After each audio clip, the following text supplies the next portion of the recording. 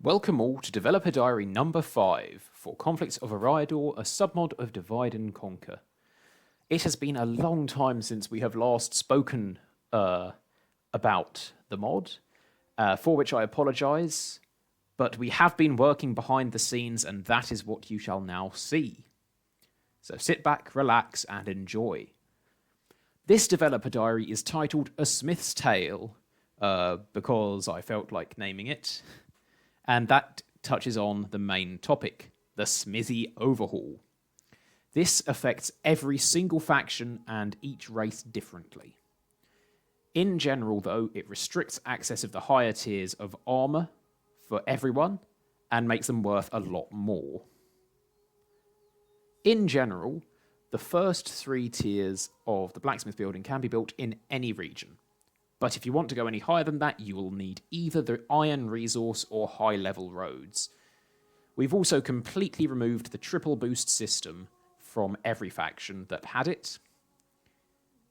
That has been replaced with other things, because in fact it doesn't increase the armor stat by 3, it increases it by 6, as every point of armor that you upgrade actually counts for 2. The reason for this, I do not know, but it has been proven by Jojo.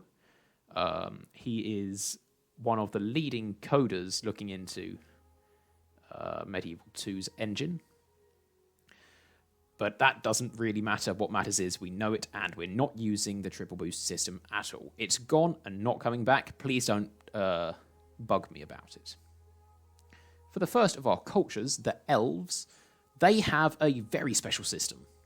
They will use 3 tiers of the normal blacksmith line, and then they have a guild providing the other 3 tiers of their armor progression. The highest 2 tiers of the guild are only available in Austin Ethiel because of the way guilds work, which is a little bit annoying, but that's just how we've got to use it.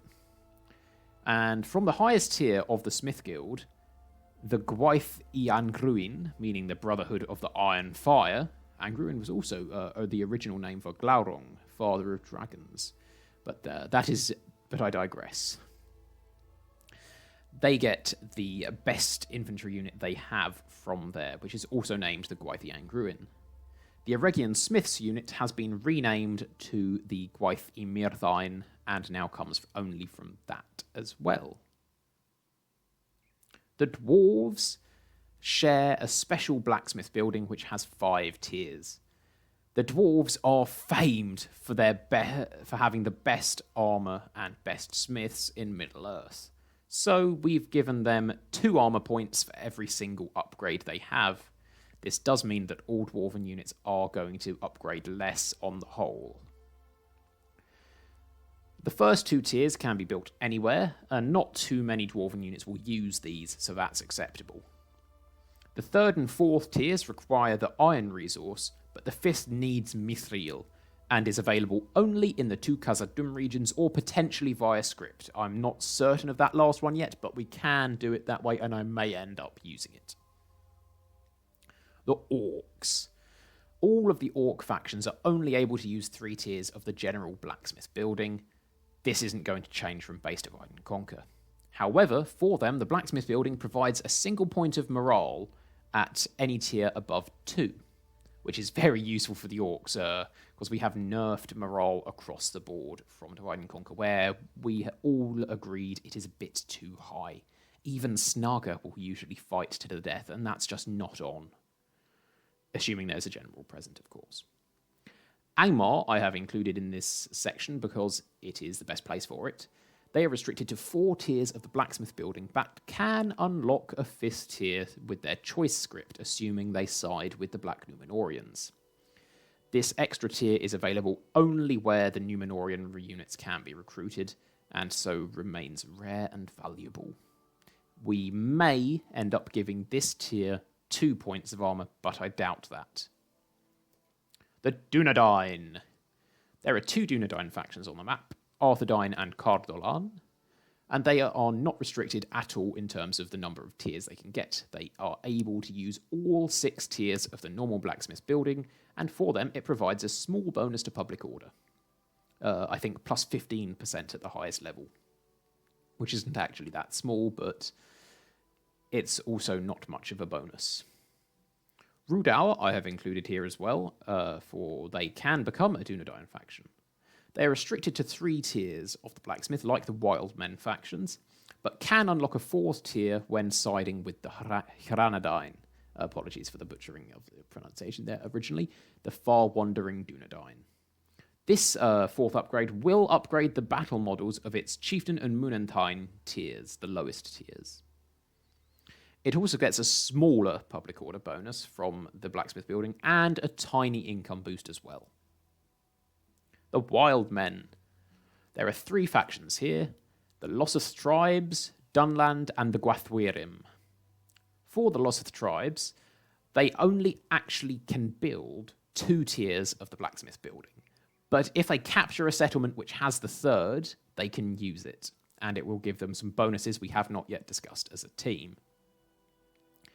The Enadwythian factions, Dunland and the Gwathwirim, can use 3 tiers by default and unlock a 4th tier through their main shared script, the Etir Gwathlo.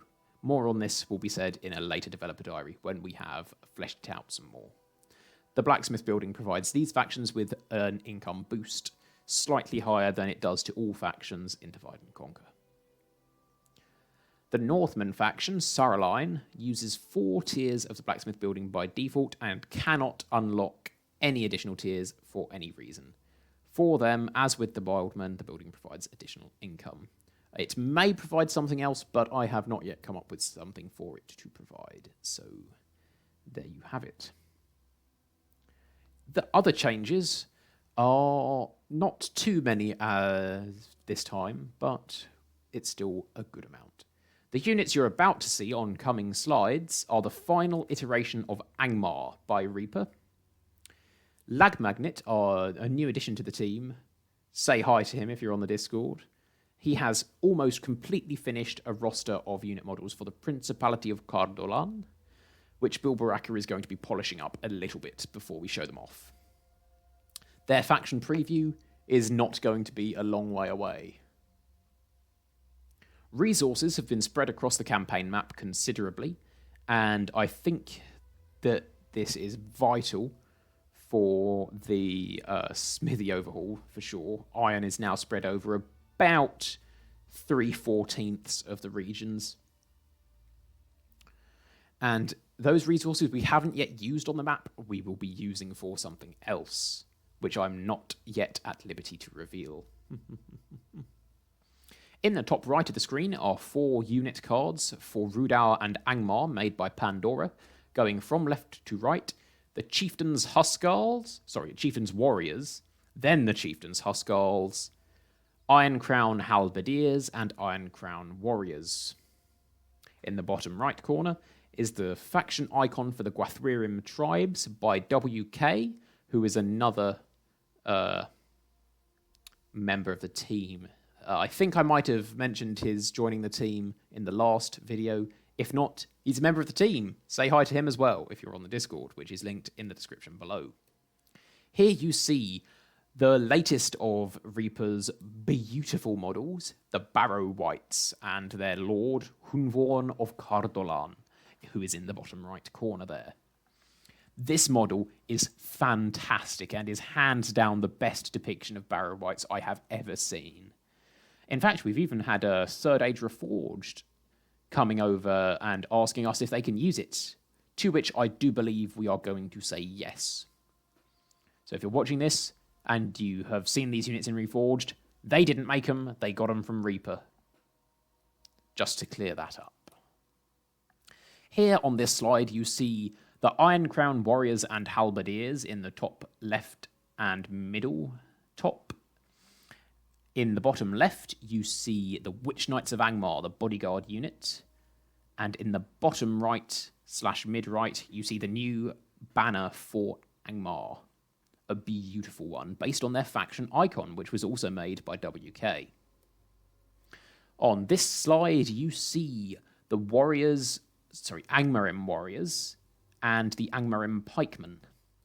Both beautiful units also made by Reaper. Every Angmar unit has been produced lovingly by Reaper.